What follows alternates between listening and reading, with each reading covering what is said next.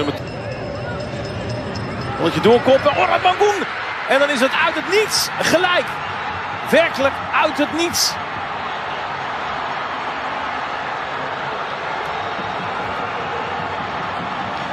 De 1-1 van Ragnar Orad Mangoen. Reaksi Eliano usai debut dengan timnas Indonesia. Pertandingan melawan Bahrain yang berakhir imbang 2-2 menjadi momen yang sangat membanggakan bagi seorang Eliano.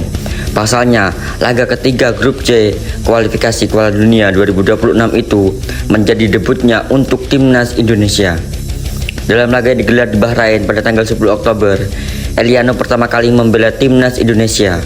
Dia masuk sebagai pemain pengganti tepat di awal babak kedua. Kala itu kedudukan imbang 1-1, Bahrain lebih unggul lewat tendangan bebas Muhammad Marhun. Lalu timnas Indonesia menyamakan kedudukan oleh Ragnar Orad Mangoen.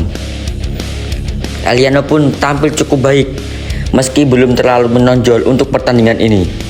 Dia melakukan operan-operan dengan akurat dan beberapa kali berinisiasi overlap untuk membantu skuad Garuda menyerang pertahanan lawan. Pemain berusia 23 tahun itu mengaku sangat bangga menjalani debut untuk timnas Indonesia. Dia berterima kasih atas dukungan penuh yang selalu diberikan untuknya dari para penggemar. Ini adalah momen yang sangat membanggakan. Pertandingan pertama saya bersama timnas Indonesia. Saya ingin mengucapkan terima kasih kepada kalian semua atas dukungan dan pesan yang telah disampaikan dan diberikan kepada saya. Sayangnya, debut Eliano gagal untuk membuahkan kemenangan untuk timnas Indonesia.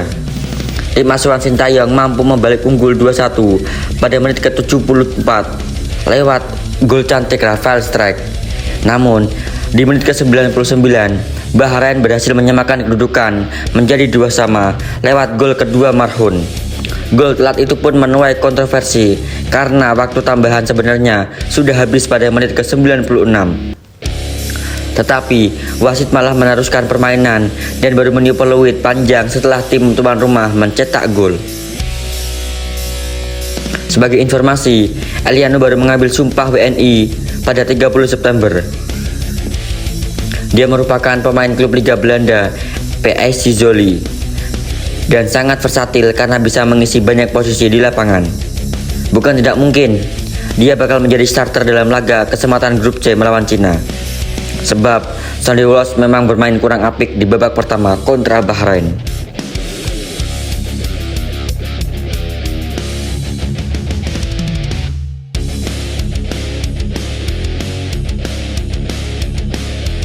Efek Yoon Kim Hoon di timnas Indonesia semakin terasa. Timnas Indonesia memang meraih hasil kurang memuaskan saat bertandang ke markas Bahrain. Namun, di balik itu semua, terdapat hal positif yang diperlihatkan Garuda perihal kinerja lini depan. Tim asuhan Sintayong harus puas bermain imbang 2-2 dalam match ketiga grup C kualifikasi Piala Dunia. Dalam pertandingan itu, timnas Indonesia sempat unggul 2-1 lewat gol Ragnar dan Rafael Strike yang membalas tendangan bebas spektakuler Ahmed Marhun. Namun, laga berakhir imbang 99. Timnas Indonesia kebobolan. Meski terkesan mendapatkan hasil kurang yang memuaskan, timnas Indonesia terkhusus Sintayong patut bahagia dengan statistik berikut. Kehadiran Yoon Kim Hoon sebagai pelatih penyerang di timnas Indonesia belakangan ini menunjukkan efek positif.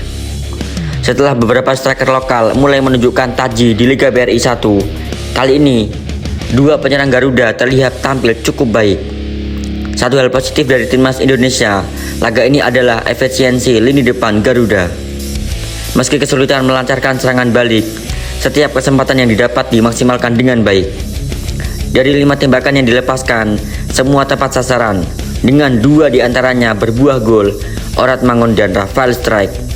Aspek ini patut diapresiasi dan mendapatkan pujian, dan tentu harus dipertahankan saat timnas Indonesia bertandang ke Cina pada 15 Oktober mendatang dalam menjaga asa lanjutan kualifikasi keempat Piala Dunia 2026 zona Asia.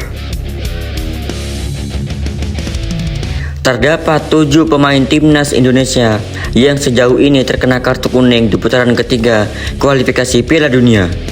Situasi ini menjadi alarm agar tak terkena akumulasi kartu. Sebab jika satu pemain mendapatkan kartu kuning dalam 2 laga berbeda, maka yang bersangkutan dilarang bermain pada pertandingan berikutnya. Pemain yang sudah mengantongi kartu kuning adalah Kelvin Verdong, Muhammad Ferrari, Martin Paes, Justin Hubner, Ragnar Oratmangun, Marcelino Ferdinand, dan Ivar Jenner. Kelvin Verdong dan Muhammad Ferrari pas diganjar saat kartu kuning menghadapi Arab Saudi pada matchday ketiga fase ketiga Piala Dunia. Sedangkan Justin Hubner adalah satu-satunya pemain skuad Garuda yang mendapat kartu kuning. Ia diperingatkan wasit agar saat Timnas Indonesia menjamu Australia di Stadion Gelora Bung Tomo. Kemudian Ragnar Oratmangun, Marcelino Ferdinand, dan Ivar Jenner mendapatkan kartu kuning dalam pertandingan Bahrain versus Timnas Indonesia. Sebagai catatan, nama Ivar Jenner tercatat menerima kartu kuning dalam laporan pertandingan, namun namanya tak tercatat dalam kartu kuning di situs resmi kualifikasi Piala Dunia. Alhasil, 7 pemain tersebut harus lebih sering berhati-hati terhadap peringatan yang diiringi kartu kuning dalam pertandingan lawan Cina 15 Oktober mendatang. Sebab mereka beresiko absen dalam laga selanjutnya kontra Jepang pada kesempatan berikutnya 15 November 2024. Kewaspadaan terhadap kartu kuning harus menjadi salah satu aspek yang diperhatikan. Sebab perjalanan Timnas Indonesia masih panjang di fase ketiga kualifikasi Piala Dunia.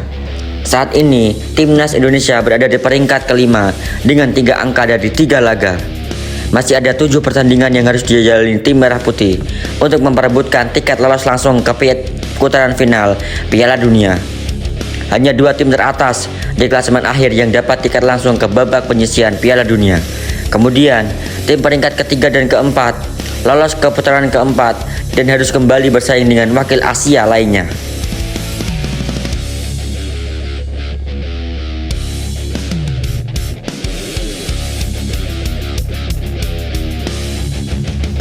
Pelatih Timnas Cina, Branko Ivankovic, mengakui Timnas Indonesia tidak akan mudah dikalahkan. Kedua tim akan bertarung pada lanjutan putaran ketiga kualifikasi Piala Dunia pada Selasa 15 Oktober. Laga ini digelar di Qingdao Yur Stadium Football pukul 19 waktu Indonesia Barat. Timnas Indonesia datang dengan kepercayaan diri tinggi setelah 3 laga tak terkalahkan. Sementara itu, Cina mendapatkan 3 kekalahan beruntun yang sedang mencoba bangkit. Branko Ivankovic menjelaskan bahwa Timnas Indonesia tidak bisa dipandang sebelah mata. Apalagi beberapa pemain keturunan sudah hadir dan sosok menjadi krusial di Timnas Indonesia. Indonesia juga merupakan tim yang kuat dengan banyak pemain naturalisasi. Pemain skuad Garuda juga memiliki rekam jejak yang positif. Mereka sudah lama merasakan atmosfer sepak bola Eropa dan ini akan semakin menyulitkan. Cina harus ekstra hati-hati demi mengamankan 3 poin di kandang atau di laga tersebut. Yang sebagian besar bermain di Belanda dan Belgia tidak bisa dianggap remeh. Ivankovic mengakui bahwa posisi mereka saat ini kurang menguntungkan. Belum mendapatkan poin, Cina saat ini berada di dasar klasemen grup C. Namun, dia menegaskan bahwa misi lolos ke Piala Dunia belum berakhir. Mereka akan memaksimalkan 7 pertandingan tersisa dengan terus mengumpulkan poin, termasuk saat melawan Timnas Indonesia demi meningkatkan mental pemain. Sehingga kami terus memiliki harapan untuk mencapai Piala Dunia.